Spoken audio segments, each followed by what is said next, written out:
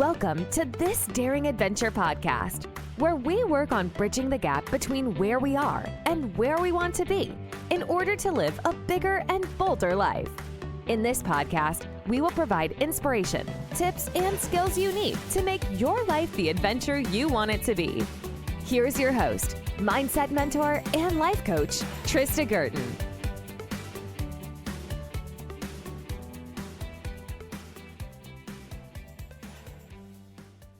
Hi, everybody. Welcome back to This Daring Adventure.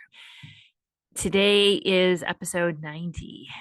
We're getting up there. I'm looking forward to hitting 100 soon. I guess it won't be until the new year, but that's exciting. Now, I wanted to let you know about a few things that will be going on over the next few weeks. I'm especially excited to get through November and December and offer a number of opportunities to work together. One of them is a masterclass I'm holding on Tuesday, November 19th at 1 p.m. Eastern. It is the Break Through the Blocks Taking Purposeful Action Masterclass. And I will add the link to my show notes. You can register in advance. And if you can't make it live, I will be sharing a recording. I will also be offering another round of my Get Unstuck Masterclass, and that will be on Wednesday, November 27th at 2 p.m. Eastern. The link for that will also be in the show notes.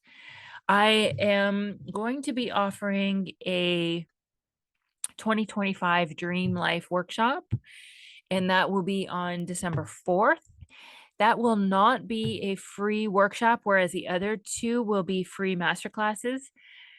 But I will be putting the link for that probably in the show notes, or if not this week, then next week. And I'm really excited about that. I think that will be really helpful as we close out the year and head into 2025 to start strong and to give ourselves some focus and some direction and set some goals. And I'm also going to be offering a free group coaching session. I haven't set a date for that. That's on my list of things to do. If I do that today, I will add that in the show notes for this podcast episode. But if not, then I will be sending out an email about that tomorrow. And as well, it will be in future episodes of my podcast. So lots going on. I'm really excited about that. The other thing I wanted to tell you about is the private podcast series that I've created. It is a limited edition 6-session or 6-episode podcast series on my 6-week jumpstart to building a better relationship with yourself program. So what I did is I created episodes for each of the 6 modules in my program to give you an idea of the work that we do in each module. And I've also included a little exercise, something that helps you to take the work a little bit deeper. And so if you are at all interested, curious about the program, I will put the link in the show notes and you can subscribe to that and listen to whatever platform you use for your podcasts. It's a lot of fun. I was really excited to create that podcast series for you, and I hope you enjoy. All right, let's dive into the episode today. And the episode that I wanted to do is on toxicity, things being labeled as toxic. And I was speaking to a friend, former colleague, the other day, and we got onto the topic of toxic workplaces. And I know that this is something quite common. This has actually been around for a few years now. And often people will refer to their offices, their workplaces, their companies as toxic. But I'm just not sure that label is useful for us. And so I wanted to do a little bit of a deeper dive into that today, because I find that labeling people or things as toxic can keep us stuck, and it will limit our growth, and it drains our energy. And I want to offer some ideas and some tips on how you can reframe these situations so that you're not feeling stuck, you're not feeling weighed down, you're not feeling exhausted at the end of the day or the week by what's going on in your office, because I offer that is completely optional. I am not sure where this term came from, to be honest. And it probably doesn't really matter. It's around, it's used, but it seems to have become a catch-all for negative experiences and people. And it makes sense. I'm not saying that it doesn't make sense, but it does create a label, which in turn creates the idea of a fixed, unchangeable story. We are stuck in these toxic workplaces. We are stuck with these toxic people. And it reinforces a sense of powerlessness. And we are blaming our external circumstances. We are blaming other people for the way that we feel. And it has an impact on our minds, it has an impact on our emotions. And this label will limit our ability to look inward and to change how we show up and what we can control, which are our reactions, our boundaries, our choices, and the way we're thinking about the situation. So when we find ourselves labeling something as toxic, it is not about them, and it's more about us. It's very easy and it's very common to externalize responsibility, right? It lets us off the hook. It's not our fault. It's not us. It's them. Someone else being toxic lets us off the hook from examining our role in our relationship. It's very much they do this. This is what they create. It's not our fault. And we create these labels and this idea in our head that the situation shouldn't be as it is. We're arguing with reality. We're saying that it shouldn't be this way. They should be doing things in a different way. And usually there's some comparison. They're not doing things the way I think they should be doing them. They're not doing them as well as I think they should be doing them. And then we land up thinking that the situation is intolerable and that they need to change in order for us to feel better. But instead, we can learn from this situation, and we can see these challenging situations and these challenging people as opportunities for personal growth. Right? You can leave that relationship, you can leave that job, you can leave that company, you can leave that town or whatever toxic situation you find yourself in, but you're going to be taking your brain with you. And the idea is that it's not our external circumstance that's creating the situation, but the way that we are thinking about it. And so this provides numerous opportunities for us to learn how to develop new skills. Instead of just getting sucked into labeling something toxic, we can ask, what is this situation teaching me? What can I learn here? Where is the opportunity in this? I also think we can ask ourselves, how do we want to show up? What is within my control? All of those questions are far more powerful and give you an opportunity to learn and to grow and to evolve to the next level. So we want to look at especially how we can reframe our mindset. And one of the ways we want to start is going from toxic to looking at the specificities of the situation. What is it in particular? We want to get specific about what they are. Instead of just a blanket statement that everything is toxic, and our brain really likes that. It really likes to work in generalities and everything is toxic and everything is wrong and everything is bad, versus narrowing it down and getting specific. So instead of she's toxic, push your brain. You have to push your brain to get specific. She frequently dismisses my feelings. She talks over me. He dismisses and doesn't acknowledge my work. He doesn't listen to me when I make suggestions. His directions are not clear. And then you can see some patterns, perhaps, that might give you some insight and some agency over your own choices. So push your brain to get specific. Don't just allow it off the hook. Push it to be specific about what the issue is and what you're seeing. Next, learn how to set boundaries without blaming people. Learning how to set boundaries is a skill. And understanding that these boundaries are created from a place of self respect and care instead of from resentment. And the boundary you create is for yourself, not for the other person. It is not for the other person to respect. It is for you to uphold. You want to choose a boundary that you are ready to uphold and to act on.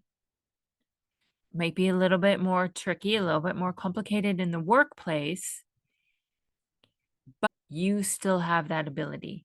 And it is not up to somebody else to respect your boundaries. You need to set boundaries that you can act on. So the boundary could be that your colleague regularly insults you when you're having lunch in a group setting, let's say.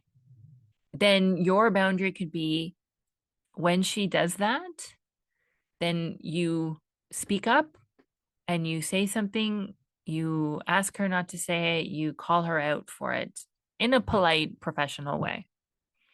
Or your boundary could be that you decide to go and sit at another table or you leave the room.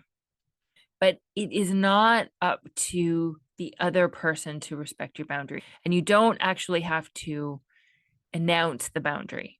But say you decide that if someone, your colleague, insults you at the lunch table, then you decide that you pick up your lunch and you go and you sit at a different table. Or you just decide you're never going to sit and eat with that person again. You have that choice, and that's your boundary. That's taking care of yourself. You need to also own your own experience. Remember that people or situations are external circumstances and they don't make us feel a certain way. All of our responses, all of our thoughts, all of our feelings are within our own control. You are in charge of what you're thinking and how you're feeling. And then as a result, what you do not give that power and that responsibility over to anything outside of yourself. Sometimes when you find yourself in an emotionally charged situation, you find yourself in fight or flight or freeze, you want to take a few minutes to calm yourself down, to breathe, to bring that prefrontal cortex of yours back online, because then you can think rationally and then you can think more calmly. But take the time. Sometimes you will react. It will happen very quickly, especially if it's a habit. And that's okay. You're human.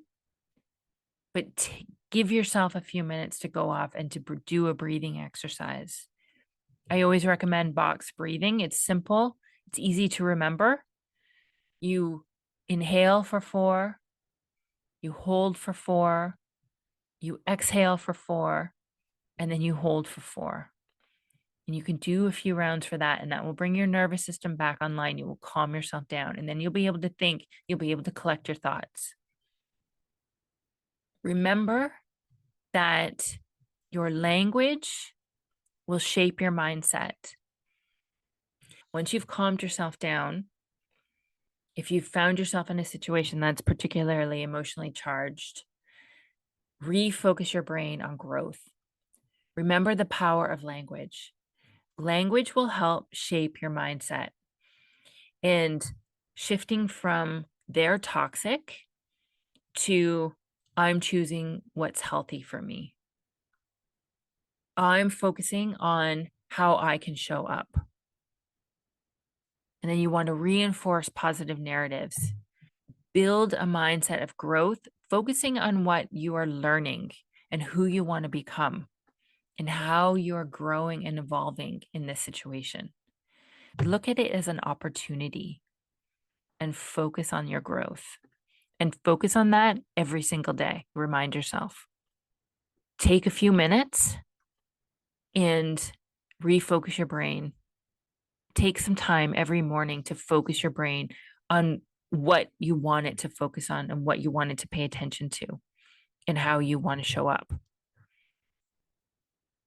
And then on what the opportunity is, what you can learn, how you can grow. Just remember that labeling people or things as toxic is really not very helpful. And it really does disempower you, and it doesn't foster any growth. It just makes us shut down, makes us play small, and it is a drain on energy. So for the next week, take this opportunity to reframe each instance of labeling by pushing your brain to focus on specific actions or emotions and consider what you can learn instead and who you want to be and how you want to show up. Take some small steps in learning how to set boundaries. Practice self-reflection and focusing your brain every single day. And when you find yourself in these challenging situations with people or in workplaces, different relationships, focus on it as a journey, as an opportunity, as a challenge that is designed to help you grow and to evolve to the next level. All right. I hope that's helpful. Every time I hear someone use the word toxic, this is what I think. I think it's not useful. I think it's not helpful. I think it limits us. It keeps it stuck and it drains our energy. So there you go. All right. Subscribe to the private podcast. If you're interested in learning more about my 6-week Jumpstart program, you can sign up for a consult with me. We'll have a one-to-one discussion. You can ask me any questions you might have, learn more about the program, and I would love to hear what's going on for you. Coaching changes lives. This is something that I am absolutely convinced of, and I can't wait to share with as many women as possible. The link to my calendar will be in the show notes. Please take that opportunity and let's talk. Let's start your transformation. As I mentioned, I will also be putting the links to the upcoming masterclasses, and there will be a lot more going on in the next few months, so stay tuned for that. Thank you so much for listening. If you have a moment to rate or review the podcast, I would really appreciate it. It helps me to reach a bigger audience, and Apple really likes to see those, and it helps to push the podcast out to new listeners all the time, so I really appreciate your assistance on that. Thanks, everybody. Thank you so much for being here, and I'll talk to you next week. Bye-bye. Thank you for listening to This Daring Adventure podcast with your host, Trista Gurton. We hope you enjoyed the tips and conversations on how to get excited about life again. As always, you can head to tristagurton.com for additional resources and to book a one-on-one coaching session. You can also follow Trista on Instagram at Trista V. Gurton. Don't forget to subscribe, rate, and review us on Apple Podcasts. Thanks again for tuning in, and we'll see you next time.